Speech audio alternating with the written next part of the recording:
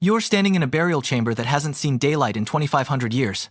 The air is dry, cold, thin. Wool-clad body, jewels, weapons, jars.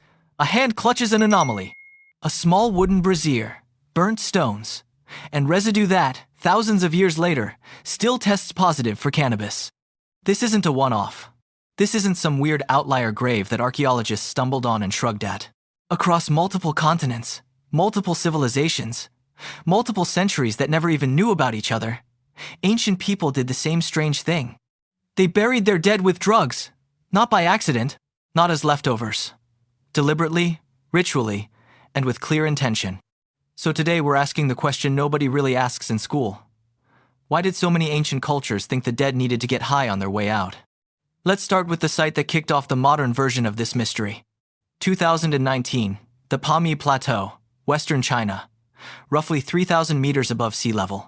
A joint team of Chinese and international archaeologists is excavating a burial ground called the Jirzhangkal Cemetery, dated to around 500 BC.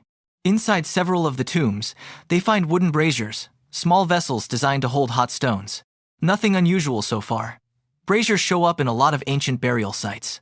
Except when the team runs chemical analysis on the burnt residue inside these specific braziers, they don't find ordinary wood ash, they find cannabinoids. And not just any cannabis. The chemical signature indicates cannabis with unusually high THC content, higher than what typically grows wild. This wasn't hemp being used for rope or cloth. This was the good stuff, deliberately selected, deliberately burned, deliberately placed in a burial context. The researchers published their findings in the journal Science Advances, and the detail that made archaeologists sit up wasn't just that they found cannabis. It's that this matched something written down almost 2,000 years earlier by a Greek historian who had absolutely no way of knowing this grave existed. That historian was Herodotus, writing in the 5th century BC. He described a nomadic people called the Scythians, who lived across the Eurasian steppe, performing what he called a vapor bath. According to Herodotus, the Scythians would set up small enclosed tents, heat stones until they glowed, then throw handfuls of hemp seeds onto those stones. They sit inside, inhale the smoke, and, in Herodotus' words, howl with pleasure. For centuries, historians treated this as exaggeration. A Greek guy, hearing secondhand rumors about a foreign culture and embellishing the details for a good story. Then archaeologists actually started digging up Scythian burial mounds, kurgans, across the Altai Mountains and Central Asia. And they found exactly what Herodotus described. Bronze cauldrons, heated stones, hemp seed residue. The man wasn't exaggerating. If anything, he was underselling it. So here's the first layer of this mystery. Ancient cultures separated by geography and by centuries of time were independently doing the same specific thing at funerals. Heat stones, burn cannabis, inhale the smoke, do it near or directly with the dead. Which raises the obvious question. Why would you do this at a funeral specifically? Why not just at a party? The most widely accepted theory among archaeologists is that this wasn't recreational. It was communicative. Altered states of consciousness, across an enormous number of human cultures throughout history, have been treated as literal channels to the dead, to ancestors, to the divine. If you wanted to talk to someone who had just died, you didn't do it with a clear, ordinary mind. You needed to shift your consciousness into something the living dead could supposedly meet you halfway on. The smoke wasn't there to make mourners feel better in a casual sense. It was there to open a door. And for the people conducting the ritual, sitting inside that hemp smoke tent right next to a fresh grave wasn't a party. It was closer to what we now call a séance, except everyone in the room was expected to physically feel it. Now let's cross an entire ocean and go somewhere the Scythians never set foot, because the pattern doesn't stop in Central Asia. Move to ancient Egypt, specifically the New Kingdom period, roughly 1500 to 1000 BC. Egyptian tombs across this era have turned up small ceramic containers called base ring juglets, imported from Cyprus. These juglets have a very specific and honestly kind of funny shape.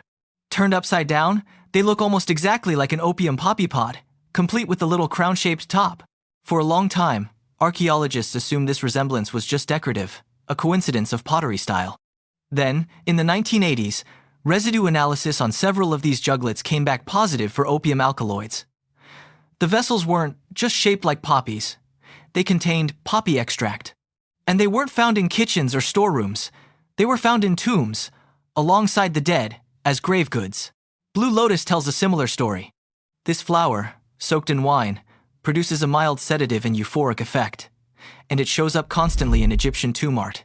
Painted on walls, carved into temple columns, depicted being held up to the noses of banqueters in scenes clearly meant to represent the afterlife feast. When Howard Carter opened the tomb of Tutankhamun in 1922, he found dried blue lotus petals scattered directly across the young pharaoh's mummified body. Not painted, not symbolic. Actual physical flowers, placed there during the burial itself. So now we've got two completely independent ancient cultures, one on the Central Asian steppe, one in the Nile Valley, both burying their dead with mind-altering substances, and neither one had any contact with the other's civilization at the time these practices developed. Let's keep going, because the pattern shows up again, on a completely different continent, using a completely different plant. Cross the Atlantic to the Andes Mountains of South America. Archaeologists working on pre-Columbian burial sites across Peru, Bolivia, and northern Chile have repeatedly found small woven bags, called chuspa, buried directly with the dead. Inside those bags, coca leaves, sometimes whole leaves, sometimes small chewed wads called quids, the physical remnants of someone actually chewing coca, found preserved in and around mummified remains. Coca chewing was, and still is in parts of the Andes, a practice tied to endurance, altitude sickness, and ritual communication with mountain spirits called apis. Burying coca with the dead wasn't about giving the deceased a snack. Andean cosmology and numerous documented traditions treats death as a journey, a physically demanding crossing into another realm, and coca was considered fuel for that crossing, the same way it fueled the living crossing mountain passes at 4,000 meters of altitude. Some of the most well-preserved examples come from the Chinchorro culture of the Atacama Coast, one of the oldest mummification traditions in the world, predating Egyptian mummification by roughly 2,000 years. And separately, in Wari and later Inca burial contexts, archaeologists have found not just coca, but also traces of chicha, a fermented maize beverage, placed in vessels directly inside tombs, again specifically tied to funerary ritual rather than everyday consumption. 3 continents, 3 unrelated civilizations. Cannabis in Central Asia, opium and blue lotus in Egypt, coca and fermented drink in the Andes. All doing structurally the same thing, sending the dead off with a substance, and often using that same substance to alter the state of the living mourners conducting the ritual. At this point you might be thinking, okay, but is this really that different from us leaving flowers on a grave? And that's actually the wrong comparison. And here's why. A flower is symbolic. It represents something. What we're looking at here is functional. These substances were selected specifically because of what they physically do to the human nervous system. This wasn't decoration. This was pharmacology, deployed with intention, by people who clearly understood, at least empirically, what these plants were capable of doing to consciousness. So let's get into the actual mechanics of why. Anthropologists studying this pattern across cultures generally point to 3 overlapping explanations, and it's worth going through all 3 because they're not mutually exclusive. Ancient people were probably doing all 3 at once, without necessarily separating them the way we're about to. First, provisioning for the afterlife. This is the most literal interpretation, and it shows up explicitly in a huge number of ancient belief systems. If you believe death is not an ending but a transition, a journey to somewhere else, then the dead need supplies for that journey the same way a traveler needs supplies for any trip. Food, water, sometimes weapons, sometimes servants in the more extreme and honestly disturbing cases, and sometimes substances.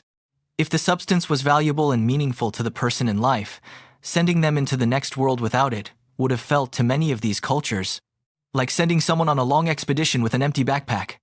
Second, facilitating the transition itself. This is the layer connected to what we talked about with the Scythian tents. Many ancient cultures didn't view death as instantaneous. They viewed it as a process, a crossing that took time, and that the spirit needed active help completing. Altered states induced through smoke, through fermented drink, through chewed leaves, were believed in numerous documented traditions to thin the barrier between the world of the living and whatever came next. Burning cannabis at a funeral wasn't just about the mourners feeling something. In several reconstructed belief systems, it was believed to help usher the spirit of the deceased across that boundary, almost like a psychoactive escort service for the soul. Third, and this one gets less attention but might be the most human of the 3, communal grief processing. We talked earlier about the intoxication hypothesis, the idea proposed by researchers like the psychopharmacologist Ronald Siegel that the drive to alter consciousness might be a fundamental biological drive in humans, sitting right alongside hunger, thirst, and reproduction. If that's true, Then funerals, which are among the most emotionally intense events any community faces, would be exactly the moments where that drive gets activated hardest. Shared altered states have been shown in modern neuroscience to synchronize group emotional experience, to create intense feelings of collective bonding. A grieving community sharing a psychoactive ritual together wasn't just honoring the dead. It was holding itself together, chemically reinforcing the social bonds that a death threatens to tear apart. Now here's where we need to pump the brakes for a second, because there's a very tempting mistake to make here, and it's worth calling out directly. It would be easy to walk away from this thinking ancient funerals were just really elaborate parties, and that's not accurate. The evidence actually points the other way.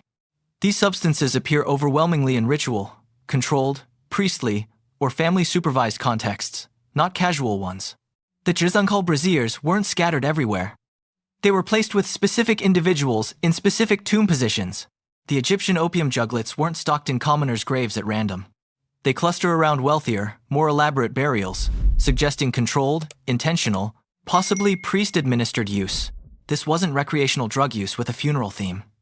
This was closer to what we'd now recognize as formal sacrament, treated with the same seriousness a modern religious ceremony treats its own ritual elements, wine and wafers in a Catholic Mass, for instance. Being the closest structural parallel, a lot of Western viewers will already understand instinctively.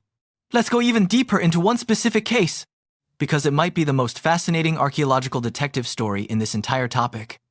Remember those Scythian kurgans in the Altai Mountains? Some of them, specifically at a site called Pazyryk in southern Siberia, are frozen, permanently. The tombs were built in a way that, combined with the climate, caused the ground around them to freeze solid shortly after burial, and stay frozen for over 2,000 years. This means the organic material inside wasn't just preserved as residue or trace chemicals. It was preserved as physical, intact plant matter. When Soviet archaeologists excavated Pazyryk in the 20th century, they found actual hemp seeds, whole leather pouches, and portable bronze censers, essentially early incense burners. Buried directly alongside frozen human remains, hair, skin, and tattoos still visible after 2 millennia. This is about as close as archaeology gets to a time capsule.